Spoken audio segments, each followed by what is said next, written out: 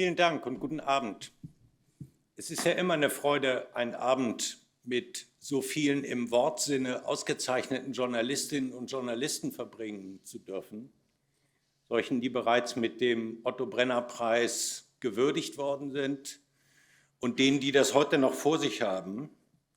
Ich gratuliere Ihnen jedenfalls schon mal allen und sage, ich bin stolz darauf, Sie meine Kolleginnen und Kollegen nennen zu können. Ein Abend wie dieser ist ja immer eine Erinnerung daran, dass man guten Journalismus glücklicherweise gar nicht mehr neu erfinden muss. Man muss ihn eigentlich nur machen. Und er ist eine Erinnerung daran, was für ein lebendiger und großartiger Journalismus in diesem Land noch immer existiert. Und für gute Nachrichten kann man in diesen Zeiten ja auch nur dankbar sein. Gratulieren will ich auch unseren Gastgebern hier der Otto-Brenner-Stiftung, die nicht nur, und das inzwischen seit sehr langer Zeit, einen der renommiertesten Preise im deutschen Journalismus vergibt, sondern mit ihrer eigenen Arbeit, mit Studien, Denkanstößen und Interventionen dazu beiträgt, dass der Journalismus tunlichst an sich selbst die Maßstäbe anlegt, die er an alle anderen anlegt. Damit helfen Preis und Stiftung, eine empfindliche Leerstelle zu füllen, die ausgerechnet wir Journalistinnen und Journalisten zu oft hinterlassen. Ich komme darauf zurück. Wird man zu einer Veranstaltung wie dieser hier eingeladen, dann kann man glücklicherweise ziemlich schnell zur Sache kommen. Hier und unter uns muss nicht viel darüber gesagt werden und schon gar nicht verteidigt werden, worin eigentlich die Bedeutung unseres Berufsstandes besteht. Warum Demokratie schlechterdings ohne zuverlässige Information nicht sein kann. Es gibt schon einen Grund, warum der alte und leider auch neue US-Präsident auf offener Bühne erklärt, dass er nichts dagegen hätte, wenn die nächsten abgeschossenen Kugeln unsere Kolleginnen und Kollegen treffen würden. Oder warum das russische Regime so viel Mühe in seine sogenannte Doppelgängerkampagne steckt, was auch nichts anderes meint, als die Websites auch großer deutscher Medienmarken zu fälschen und das auch gleich im industriellen Maßstab. Es geht um nichts anderes, als unsere Glaubwürdigkeit zu zerstören. Denn nur wer meint, nichts mehr glauben zu können, der glaubt dann noch alles. Da stehen wir im Weg, aber wo bitte auch sonst. Manchmal zeigen erst seine Gegner einem auf, wie wichtig die Seite ist, auf der man da steht. Die Märkte mögen schrumpfen, aber der Bedarf an einem nach klaren ethischen und handwerklichen Regeln arbeitenden Journalismus, der wächst.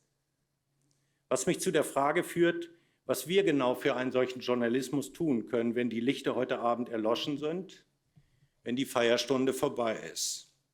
Was wir tun können für diesen so notwendigen Journalismus und seine unbedingte Voraussetzung, die Pressefreiheit. Zentral ist aus meiner Sicht die Verteidigung unserer Glaubwürdigkeit. Wir sind nicht parteiisch mit einer alles entscheidenden Ausnahme, wenn es um den Schutz und die Wahrung der Demokratie selbst geht. Viele Bürgerinnen und Bürger wünschen sich eine striktere Trennung von Berichterstattung und Kommentierung. Auch wenn unter Objektivität heute höchst unterschiedliche Dinge verstanden werden, tun wir gut daran, diesem journalistischen Grundsatz wieder mehr Beachtung zu schenken. Wo vertreten wir selbst und nachdrücklich eine Position, das nennen wir Kommentierung? Und welche Berichterstattung dient vorrangig dazu, dass Bürgerinnen und Bürger jene Informationen erhalten, die sie selbst für ihre Meinungsbildung benötigen? Aus den sozialen Medien schwappt der Trend einer ständigen Zuspitzung auch in unseren Beruf herüber. Das ist ein Fluch. Ja, einerseits und andererseits Trende ziemlich selten. Aber gerade da sind wir zu Hause, in der radikalen Abgrenzung zu der leichten Entzündlichkeit, die das wahre Geschäftsmodell der Tech-Giganten ist. Man findet eben nicht nur Freunde, zu oft wird Feindschaft gefördert und befördert. Journalismus hat seine eigenen Macken, aber nie zuvor lag Informationsvermittlung in der Hand von Akteuren, die ohne jedes publizistische Ethos agieren. Man kann schon respektvoll anderer Meinung sein und gute Argumente haben sich auch noch nie niederbrüllen lassen. Gefällt mir oder gefällt mir nicht, ist etwas ganz anderes als stimmt oder stimmt nicht. Verstanden zu haben, ist auch etwas ganz anderes als Verständnis zu haben. und zu erkennen, wie kompliziert ein politischer, gesellschaftlicher oder wirtschaftlicher Aushandlungsprozess sein kann, ist oft wertvoller, als sofort eine Meinung dazu zu haben. Da ist unser Platz. Es ist nur leider so wie zu oft auch sonst im Land. Wir haben gar kein Erkenntnisproblem, aber wir haben zu oft ein Umsetzungsproblem. Heute Abend feiern wir, stolz und zu Recht, wieder einmal unsere Erfolge. Aber um selbst glaubwürdig zu sein, müssen wir zwingend und transparent auch mit unseren eigenen Fehlern und Fehlleistungen umgehen und an unseren Standards arbeiten. Die Pflicht, übrigens offensichtliche Fehler zu korrigieren, findet sich bereits seit 1973 im Deutschen Pressekodex. Gleich in Ziffer 3 heißt es, sie seien unverzüglich von sich aus und in angemessener Art und Weise richtigzustellen. Viele von uns hier können die Frage beantworten, ob wir das tun, ob wir das ausreichend tun. Ich für meinen Teil kann jedenfalls sagen, dass ich die meiste Zeit meines Berufslebens eben das nicht getan habe, weil es auch sonst niemand tat. Ich orientierte mich an schlechten Beispielen und wurde dann selbst ein schlechtes Beispiel. Was eigentlich hätten wir mit jedem anderen Berufsstand getan, der die selbstgegebenen Regeln fortwährend missachtet?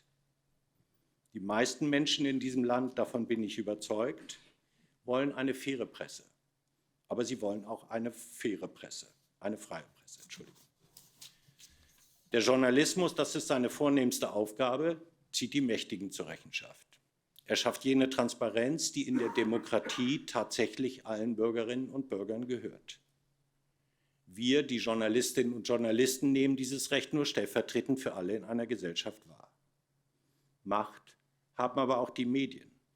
Deshalb entstand früh die Theorie von einem Medienjournalismus, der wiederum die Medien zur Rechenschaft zieht. So steht es schon 1946 in einem lesenswerten Bericht zur Zukunft der Presse in den USA. Darin findet sich dieser Satz: Wir empfehlen, dass die Angehörigen der Presse sich in intensiver gegenseitiger Kritik üben. Sie müssten sich mit dem einzigen Mittel disziplinieren, welches ihnen zur Verfügung steht, nämlich der öffentlichen Kritik. Ist es je so gekommen? War vorgesehen, dass sehr oft der klügste Medienjournalismus in diesem Land heute in großartigen Blogs stattfindet? Der beste Weg, so glaube ich, besser zu werden, liegt immer auch darin, auf Herausforderungen, Überforderungen und Fehlleistungen zu schauen und daraus zu lernen. Unsere Zukunft sind diejenigen, die die alte Welt der Informationsvermittlung nur noch von ihren Eltern kennen, für die TikTok und die Tagesschau nur ein Klick voneinander entfernt liegen. Heute aber muss man in der Schule nicht nur lesen lernen, man muss auch herausfinden, was man da eigentlich liest, ob man es glauben kann und wer der Absender ist. Ob man es glauben kann. Medienkompetenz meint viel mehr als das Verteilen von Tablets. Zu erklären also, was wir tun und wie wir es tun, gehört heute ebenfalls in unser Pflichtenheft. Großartige Vereine wie Journalismus macht Schule leisten das. Er sucht übrigens Mitglieder und Freiwillige für eine Doppelstunde überall im Land. Was für eine schöne und notwendige Aufgabe für alle hier. Die Zukunft. Was eigentlich genau macht es mit den Jüngeren im Journalismus, die Zeit ihres Lebens nur Krise kennen? Wer wird sich künftig noch für unseren Beruf entscheiden? Wir sind darauf angewiesen, dass er immer die Besten anzieht, mit einem Sinn für Unvoreingenommenheit, Neugierde, Gründlichkeit und einer Portion Demut, einer Mischung aus Skepsis und Ernsthaftigkeit und unbedingt einem Gefühl für Ungerechtigkeit, der die Umsorgten plagt und die Geplagten umsorgt, wie es einmal ein Kollege so trefflich ausdrückte. Die wissen, dass es natürlich eine Haltung braucht, aber dass Ahnung mindestens genauso wichtig ist. Die wissen, dass ihre Arbeit für die Gesellschaft unersetzlich ist, auch wenn ein Teil der Gesellschaft sie nicht sonderlich mag. Dafür bin ich hier in der falschen Gewerkschaft, das weiß ich schon, aber trotzdem. Was der Journalismus braucht, sind faire Arbeitsbedingungen. Das meint das Gehalt ebenso wie Arbeitsbedingungen. Menschliche Intelligenz ist das Fundament unseres Berufes und sie wird es auch bleiben, nicht künstliche. Einen Punkt muss ich machen, der mich beschäftigt. Nein, eigentlich besorgt er mich. Der Artikel 5 des Grundgesetzes garantiert ein großartiges Freiheitsrecht. Uns, die wir heute unsere Arbeit tun, ist er in ganz besonderer Art und Weise anvertraut. Warum aber lese und höre ich dann so wenig über das, was von einer Regierung versprochen wurde? Ein Transparenzgesetz, das Presseauskunftsgesetz, die einmal gegebenen und dann doch wieder nur gebrochenen Versprechen. Gleiches gilt übrigens für Regelungen für das Geschäft mit Überwachungssoftware, in der Deutschland einmal Marktführer war und die unglücklicherweise zu den Bubenbranchen der Welt gehört. Sie müssen gar nicht mehr auf einen Link klicken, auch ohne gehört mit dieser Technik Ihr Handy samt Mikrofon und Kamera allen, die bereit sind, dafür zu bezahlen. In Gefahr ist damit nicht nur die Zukunft des Journalismus, sondern die Zukunft des Widerspruchs. Die Regierung von Joe Biden wollte die schlimmsten Auswüchse auf diesem Markt bekämpfen, einer Initiative übrigens, der sich die Ampelregierung aus mir rätselhaften Gründen nie angeschlossen hat. Mindestens für die kommenden 4 Jahre ist die Position, sich für Presse- und Meinungsfreiheit überall auf der Welt zu engagieren, frei geworden. Oft reden wir darüber, woran unsere Geschichte uns hindert. Zu selten reden wir darüber, wozu sie uns verpflichtet. Für die Berichterstattung zu dieser Thematik bekommt man regelmäßig Journalistenpreise, etwa vom Europäischen Parlament. Danach dann geht es in Europa genauso weiter wie bisher. Auch weil wir nicht genau hinschauen.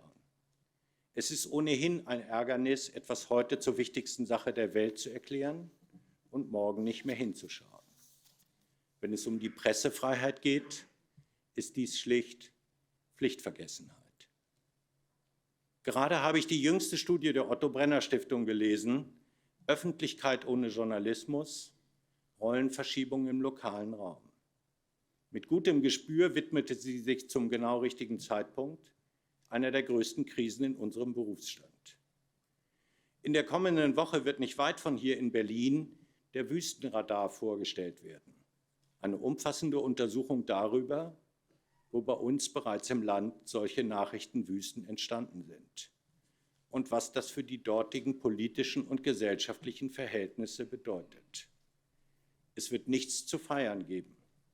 Es wird ein Moment des Erschreckens werden. Und hoffentlich der Erinnerung daran, dass die jetzt abtretende Regierung trotz aller Versprechen auch in diesem Bereich sehr wenig dafür getan hat, sich mit diesem Problem zu beschäftigen, zu helfen.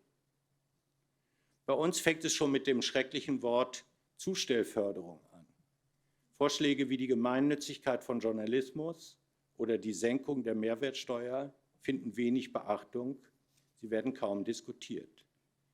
In Skandinavien gibt es großartige Modelle der Unterstützung. Selten ist mir in der Politik ein Thema begegnet, wo das Problem in so hohem Ton beschrieben wird und gleichzeitig eine solche Lustlosigkeit besteht, nach klugen Konzepten zur Abhilfe zu suchen. Wir waren bei den Pflichten. Wenn es um den lokalen Journalismus geht, sollten wir alle es der neuen Regierung nicht wieder so leicht machen. Wir müssen hinschauen. Democracy dies in darkness heißt das Motto der großartigen Washington Post, deren Redaktion übrigens auch nichts dafür kann, wer ihr Eigentümer ist. Wir haben hier keine amerikanischen Verhältnisse, aber die Umrisse dieser Verhältnisse, die sind bei uns längst erkennbar. Auch bei uns ist in vielen Regionen das Licht schon aus oder es flackert. Freiheit aber stirbt nicht nur zentimeterweise, sie stirbt auch zeilenweise. Ich entschuldige mich bei allen hier, denen es nach dieser Keynote auch nicht besser geht als vorher.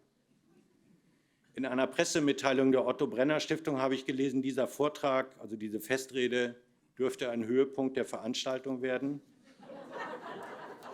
Aber an den Inhalt von Pressemitteilungen glaubt hier ja ohnehin niemand.